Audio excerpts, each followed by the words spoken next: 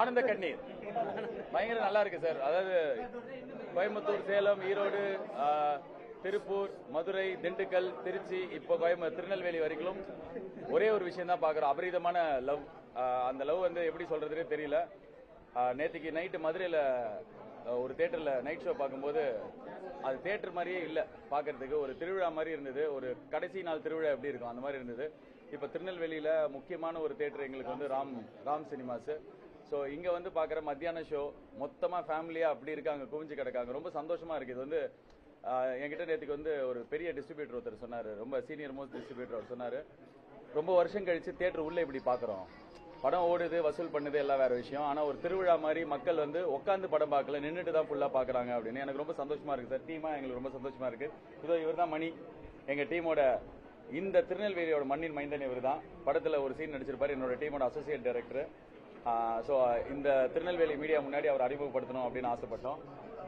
So இது மாதிரி ஊர்லேருந்து சினிமா ஆசையோட வந்த நிறைய பேர் ஒரு 2-3 வருஷம் ரொம்ப கஷ்டமா நிறைய பட்டு கொஞ்சம் வேலை செஞ்ச வேலை இது இன்னைக்கு இவ்வளவு ரிசீவ் ஆகும்போது ரொம்ப சந்தோஷமா இருக்கு சார். சார் உண்மையை சொல்லணும்னா எனக்கு கடவுள் மேல ரொம்ப ஆணித்தரமான நம்பிக்கை இருக்கு. நான் ஆரம்பிச்ச முதல் நாள்ல இருந்து அதாவது நம்மளை வந்து மற்றவங்க நம்பாம இருக்கலாம், ஆனா நம்மளை நம்பணும் சார். நம்புறது ரொம்ப இம்பார்ட்டன்ட். நான் ரொம்ப ஸ்ட்ராங்கா நம்பினேன் இந்த படம் நல்லா இருக்கும், மக்களுக்கு பிடிக்கும், போய் சேரும், கடவுள் எடுத்துட்டு போய் சேர்ப்பாரு.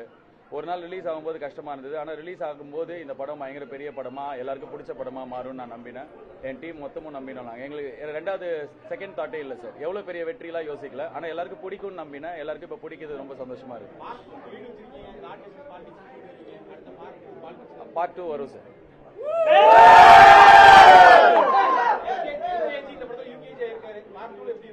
அது நான் எழுதும்போது தெரியும். இப்ப எனக்கு எழுதும்போது தெரியும்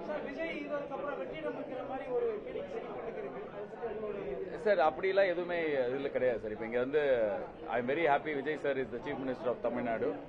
அண்ட் அதே மாதிரி வந்து ஒரு இவ்வளவு ஹீரோஸ் இருக்கிற சூர்யா சார் மாதிரி இருக்கிற மனிதர்கள் இவ்வளவு பெரிய ஸ்டார்ஸ்லாம் இருக்கும்போது அந்த மாதிரிலாம் எதுவும் கிடையாது சார். எவ்வளவு பெரிய ஸ்டார்ஸ் இருக்காங்க, நீங்களே பாக்குறீங்க மக்கள் எப்படி கொண்டாடுறாங்கன்னு சொல்லிட்டு. So it's all good. நெல்லையை பொறுத்தவரைக்கும் சமூக வலைதளங்களில் பேசியிருக்கு. ஹைகோர்ட் மகாராஜா அப்படிங்கிற ஆமா நானும் பார்த்தேன் சார். அவர் தான் இங்க வந்து அந்த பக்தருக்காக இறங்கி சாட்சி சொல்ல வந்தது அப்படிங்கிற ஒரு கதை இருக்கு. அந்த அடிப்படையில் தான் இது வந்து எந்த அடிப்படையில் எடுத்துருக்கீங்க சார்? சார் இந்த எனக்கு ஆக்சுவலா இந்த படம் ரிலீஸ் ஆனதுக்கு அப்புறம் இன்ஸ்டாகிராம்ல நான் பார்க்கும்போது ஹைகோர்ட் மகாராஜாவை பத்தி படிச்சேன். எனக்கு அப்பதான் தெரியும். பட் ஆனா நான் வந்து பொள்ளாச்சி மாசாணி அம்மன் கோயில்ல சாமி கும்பிடும்போது தான் நீதிக்காக நம்ம போயிட்டு யார்கிட்டயே பகை இருக்கு, ஏதாவது பிரச்சனை இருக்குன்னா அங்க போய் வேண்டிக்கிட்டோம்னா உடனே சாமி தீர்த்து வைப்பாங்கன்னு பார்த்தேன். அதே மாதிரி தான் இங்க திருநெல்வேலி சைட்ல ஹைகோர்ட் மகாராஜான்னு சொல்றாங்க. அதே என்னன்னு சரி, இது வந்து நான் ஒரு வாட்டி சாமி கும்பிட்டுட்டு இருந்தேன் சார் வீட்டுல ஒரு 3 வருஷம் முன்னாடி. அப்போ வந்து சூர்யா சார் சைட்ல இருந்து எனக்கு கால் வந்தது. முதல்ல அதுக்கு முன்னாடி ஒரு வாட்டி கால் வந்தது.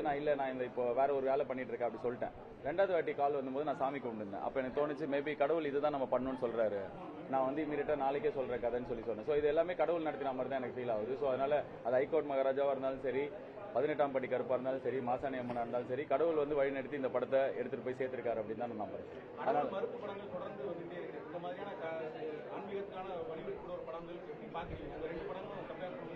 எல்லாருமே இருக்கிறது தானே. இப்போ சாம்பார்ல எல்லா காயும் போடுவாங்கல்ல, அந்த மாதிரி தானே சமுதாயத்துல எல்லாருமே இருக்கணும். கடவுள் நம்பிக்கை இருக்கிறவங்க இவ்வளவு பேர் கொண்டாடுறாங்க. சோ எனக்கு நம்பிக்கை இருக்கு, நான் கடவுள் நம்பிக்கை இருக்கிற படங்களா எடுக்கிறேன். நான் ப்ரொடக்ஷன் கம்பெனி ஆரம்பிச்சோன்னு சொல்றேன். தெரியல சார். நான் இப்போ என்னன்னா ஒரு 3 வருஷம் வேலை பண்ணிருக்கோம்ல, அதுக்கு ஒரு அன்பு கிடைக்குதுல்ல. இந்த அன்பை போயிட்டு எல்லா இடத்துலயும் ரிசீவ் பண்றது எனக்கு ரொம்ப சந்தோஷமா இருக்கு. என்னடா நாளைக்கு திருநெல்வேலியா, அப்புறம் எங்க அப்படி கேட்கல. நான் திருநெல்வேலியா சூப்பர் வா போலாம், மதுரையா வா சூப்பர் போலாம், சேலமா போலான்னு சொல்லிட்டு சந்தோஷமா தான் ஒவ்வொரு இடத்துக்கு போறோம். ஸோ இந்த லவ் வந்து லைஃப்ல எவ்வளவு பேருக்கு எவ்வளவு வாட்டி கிடைக்கும், இது இப்ப கிடைக்குது. ஸோ இதை ரிசீவ் பண்ற இடத்துல தான் நான் இருக்கேன். எனக்கு ரொம்ப ஹாப்பியா இருக்கு சார். அதனால அடுத்ததை பத்தி யோசிக்கல. அந்த இந்த மொமெண்ட்ல இந்த மீடியாவோட திருநெல்வேலியில் இருக்கிற சூர்யா சார் ரசிகர்கள், ஜெனரல் ஆடியன்ஸ் எல்லாரும் கூடயும் செலிப்ரேட் பண்றது எனக்கு ரொம்ப சந்தோஷம்.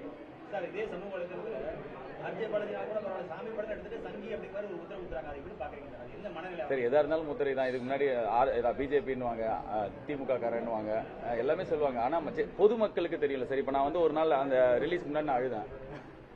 அது என்னையே அறியாம வந்துருச்சு. ஆனா மொத்த தமிழ்நாடுக்கும் இந்த பையன் ஜெயிக்கணும், இந்த படம் ஜெயிக்கணும், சூர்யா சார் ஜெயிக்கணும் வந்தது இல்ல. சோ அதுதான் நார்மல் ஒப்பீனியன்.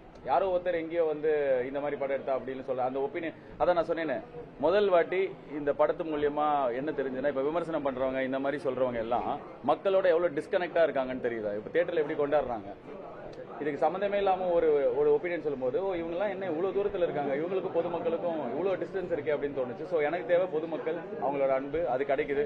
ஸோ ரொம்ப நன்றி சார், தேங்க்யூ. எங்களுக்கு ரொம்ப ஃபேரா இருந்தது சார். எங்களுக்கு சென்சார் போர்டோட செயல்பாடு இந்த படத்தை பொறுத்த வரைக்கும் ரொம்ப ஃபேரா இருந்தது. எங்களுக்கு கரெக்டா எங்களுக்கு இந்த படத்தோட தீம் அவங்க புரிஞ்சுக்கிட்டாங்க. ஸோ எங்கள் குழந்தைங்களோட பார்க்கணும் அப்படின்னும் போது கிடையாது, ஆனால் UA 13+ சொல்லி குழந்தைங்க அப்பா அம்மாவோட வந்து பார்க்கலான்ற மாதிரி ஒரு இது கொடுத்துருக்காங்க. எங்களுக்கு ரொம்ப இந்த படத்துக்கு ஃபேரா தான் இருந்தாங்க. அவ்வளவுதான் சார், நன்றி, ரொம்ப நன்றி, தேங்க்யூ. ஸோ இன்னொரு விஷயம் வந்து நான் வந்து மீடியா பேக்ரவுண்ட்ல தான் வந்திருக்கேன். ஸோ ஒரு சாதாரண வீட்டு பையனை ஒரு மீடியா பேக்ரவுண்ட்ல இருந்து இருந்தவனை இவ்வளவு தூரம் எடுத்து வந்து இந்த படத்து மூலியமா கடை கோடி இடம் வரைக்கும் சேர்த்த மொத்த மீடியாவுக்கும் நான் நன்றி சொல்ல விரும்புறேன். நேற்று சூர்யா சார் சென்னையில சொன்னாரு. ஸோ இங்க இருக்கிற திருநெல்வேலி மீடியாவுக்கும் சோசியல் மீடியாவுக்கும் முக்கியமா அதுவும் சோசியல் மீடியால இருந்து இந்த படத்தை மொத்தமாவே சீனா ரிலீஸ் பண்ணிட்டாங்க எல்லா மக்கள். பட் ஆனா அதான் அப்படிதான் எல்லாரும் பார்த்து என்ஜாய் பண்றாங்கன்னும் போது அதை நானே என்ஜாய் தான் பண்றேன். ஸோ இதை போய் வீடியோ எடுக்காதீங்க, போட்டோ எடுக்காதீங்கன்னு சொல்ற ஜென்ரேஷன் நம்ம இல்ல. ஒரு ஜென்ரேஷன் தியேட்டர்ல போயிட்டு நான் இப்படி என்ஜாய் பண்ணேன்னு காட்டுது அப்படின்னா அதுதான் படத்துக்கு பெரிய விளம்பரமாகவும் மாறிச்சு. ஸோ தேங்க்யூ ஸோ மச் எல்லாருக்கும். இந்த படத்தை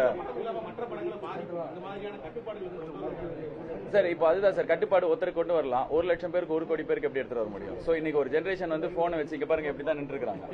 ஸோ அப்படி இருக்கும்போது எனக்கு இந்த படத்தை எடுத்துட்டு போய் சேர்த்ததுக்கு அதுவும் ஒரு காரணமா பாக்குறேன்னா இப்போதைக்கு எனக்கு கொடுக்கறதுக்கு ஒண்ணுதான் இருக்கு. ரொம்ப நன்றி, தேங்க்யூ.